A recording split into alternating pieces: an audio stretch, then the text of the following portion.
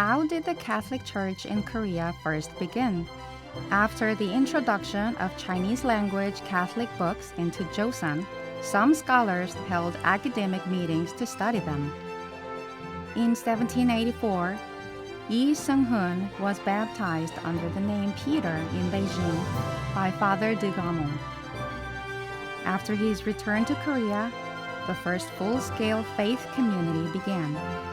Peter Yi baptized his fellow John Baptist Yi Byuk, along with others who believed in Jesus. The faithful gathered together for their regular religious meetings at Myeongnyebang, located beside present-day Myeongdong Cathedral. However, when Catholicism was introduced into the country, Neo-Confucianism predominated under the Joseon dynasty of that time. The questioning of Confucian thought in such a society meant that people and their families could be socially ruined.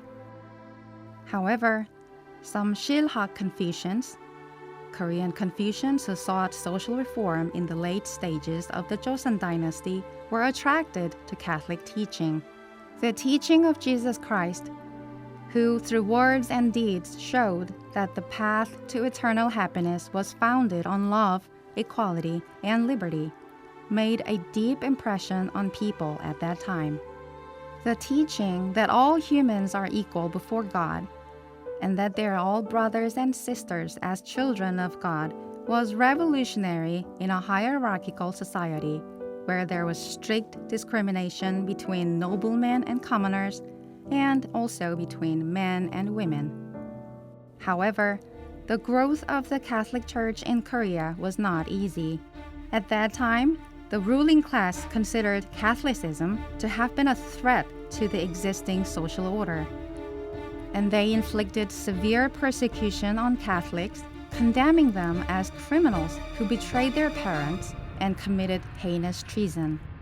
Over a 100-year period, 4 great persecutions produced numerous martyrs before Korean Catholics obtained freedom of religion. In the midst of all this, the Catholic Church in Korea strove to bring in missionaries and to produce her own clergy, and at last welcomed her first priest, Andrew Kim Dae-gon, who was ordained by the French bishop Réault at Jinjiashang Church, Shanghai, China in 1845. However, no sooner Father Andrew Kim returned to Joseon than he was arrested and martyred the following year.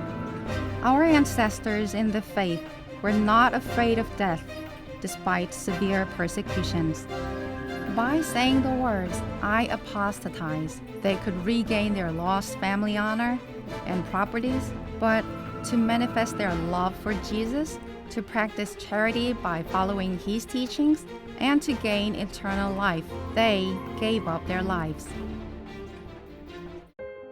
Of the many martyrs who witnessed to their faith by sacrificing their lives, 103 were canonized in 1984 and are venerated by Catholics around the world.